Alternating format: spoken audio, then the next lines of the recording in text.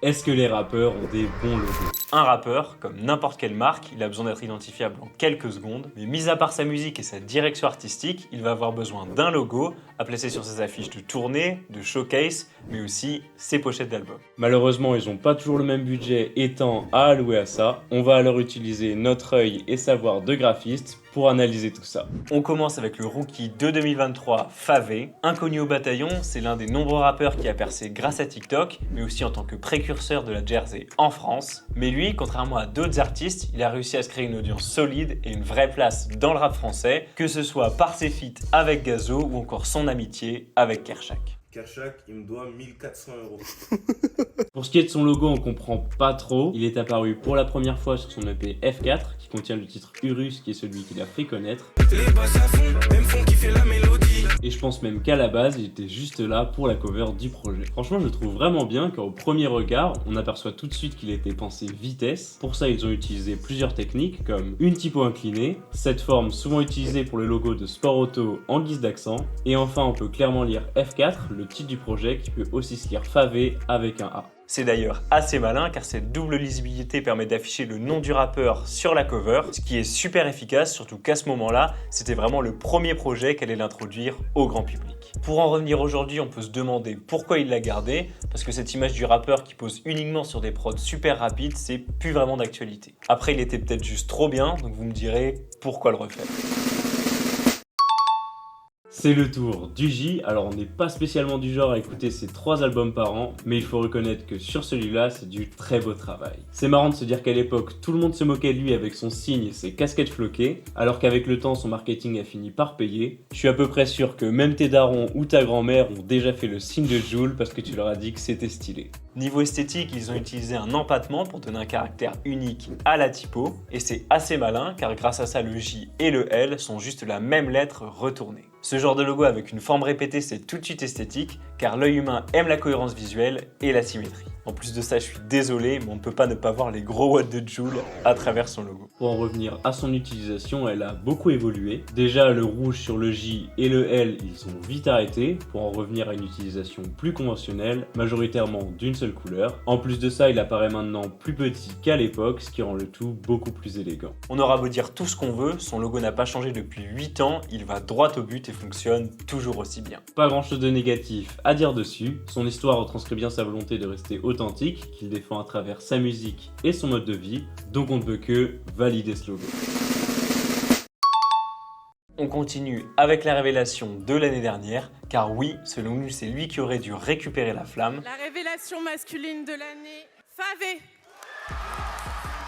Bon, on va pas vous dire à quel point on s'est pris la musique de Tiff, je pense que vous l'avez bien assez vu. D'ailleurs, c'est après la sortie de son album 1.6 qu'on peut voir apparaître de temps en temps son logo. Il reprend toujours cette esthétique arabe propre à son dernier projet. C'est une typo avec du caractère dans un style un peu différent de celui d'1.6. On retrouve ce orange propre à sa DA, qu'il associe à ses influences orientales qu'il transmet dans sa musique. Aujourd'hui, ça marche vraiment bien, mais on peut se demander est-ce qu'il le gardera plus tard, ou si jamais il veut s'éloigner un peu de ça. D'un point de vue de graphiste, il y a 2-3 trucs qui vont pas trop. Déjà, le kerning, donc l'espacement entre les lettres est vraiment dégueu et ça dessert le logo, mais aussi cet empattement sur le i là qui est pas très cohérent, on le retrouve sur aucune lettre, et vous verrez que c'est pas le seul de cette vidéo, mais il souffre du même problème que d'autres. Certains choix esthétiques ont été faits sans réfléchir à l'utilisation finale du logo, car une fois réduits, les détails sont imperceptibles à l'œil. Après, on peut facilement corriger ça en rapprochant le T, ou alors dans notre cas, on va simplement supprimer les empattements, ce qui rend le tout beaucoup plus harmonieux. Bref, un logo original et efficace, mais à retravailler.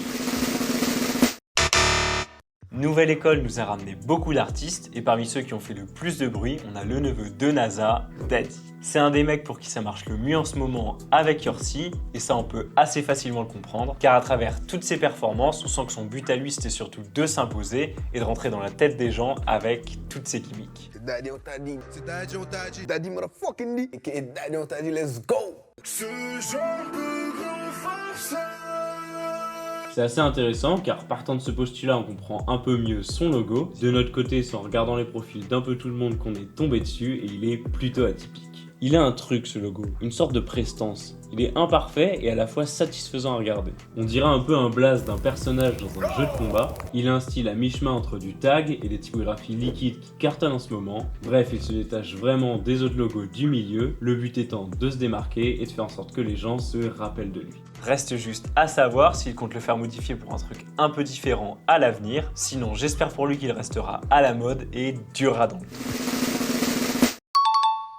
Si vous êtes resté jusque là, n'hésitez pas à vous abonner avant qu'on reprenne avec le logo de Niska. Il a un logo bien brutal, assez similaire avec celui de sa marque Charo. Bon, je sais pas si vous aviez envie de vous souvenir de ça, mais visiblement la marque marche plus trop, ça fait un bon moment qu'ils n'ont rien posté. Cette esthétique est clairement dépassée, mais bon, s'il y a bien un truc qu'on peut pas lui enlever, c'est qu'on comprend son style de rap directement en voyant son logo. Ça fait un moment que je me suis pas pétard, j'ai comme des pulsions dans mon corps. C'est typiquement le genre de typo qui a beaucoup trop mal vieilli, et c'est pas étonnant puisqu'on le retrouvait déjà sur la pochette de son premier album, Charo Life.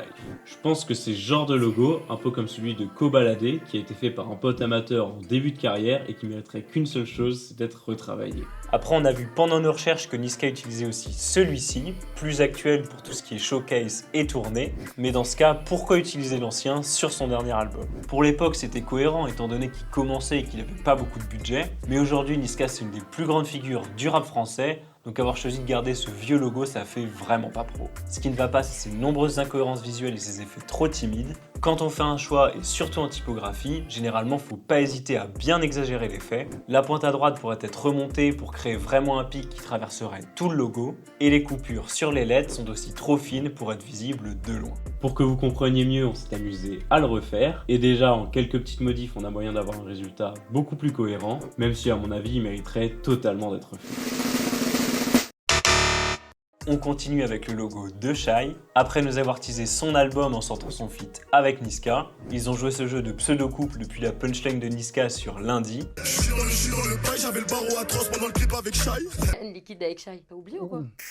Bon, je crois qu'on va tout arrêter là. Et ont cassé toutes les rumeurs en abusant au max le trait sur le clip. C'est alors avec la sortie de son projet Pourvu qu'il pleuve qu'on peut voir qu'elle a refait toute sa DA, vraiment incroyable d'ailleurs, avec des artistes comme Mathieu BDT qui a un rendu très brut et se sert de la déformation des corps, et ce qui veut dire aussi un nouveau logo. On voit tout de suite qu'il est inspiré du style Y2K, très à la mode même s'il commence à s'essouffler. On a vu énormément de logos avec cet arc de cercle autour du texte, il suffit juste de taper Y2K logo sur Google pour s'en rendre compte. Après si on le compare à ceux du milieu, c'est plutôt original car on en voit pas du tout dans le rap mainstream. Niveau réalisation, il est beau, mais il y a quand même certains détails qui sont pas vraiment justifiés, comme la tige du H qui descend beaucoup trop bas, mais aussi la séparation des courbes du S et du Y qui sont beaucoup trop fines pour être vues quand on le réduit, donc est-ce que ça valait vraiment le coup de les mettre? Et là on n'abuse même pas, puisque c'est un problème qu'on peut carrément voir sur la pochette de son single. Malgré tout, niveau efficacité, on le reconnaît tout de suite, et il s'inscrit bien dans les visuels très marqués de sa DA. On enchaîne avec Gazo et j'aime vraiment beaucoup ce logo. C'est réalisé par Fasmer comme celui de Favé. Au premier abord, avec la couleur, on pourrait se dire qu'il fait penser à celui de son label BSB, mais en fait, pas du tout. Oh le mytho de merde. On observe direct qu'il est plutôt récent. Les polices à empattement comme ça, on n'en voyait jamais dans le rap il y a quelques années. C'est revenu que très récemment, mais dans celui-ci, il y a eu un vrai travail pour rendre le logo agressif. Et tout ça, c'est grâce à ces empattements customisés qui sont très pointus sur certaines lettres. Niveau identité, il est moins mis en avant que BSB, le logo de son label dont on vous parlait tout à l'heure. Il le met dans tous ses clips, sur ses chaînes, sur ses vêtements, tellement qu'on a l'impression qu'il voudrait que ça devienne une marque de luxe le truc. Bref, son logo est un peu effacé, mais il est utilisé pour sa promo et ses showcases, alors c'est un grand oui.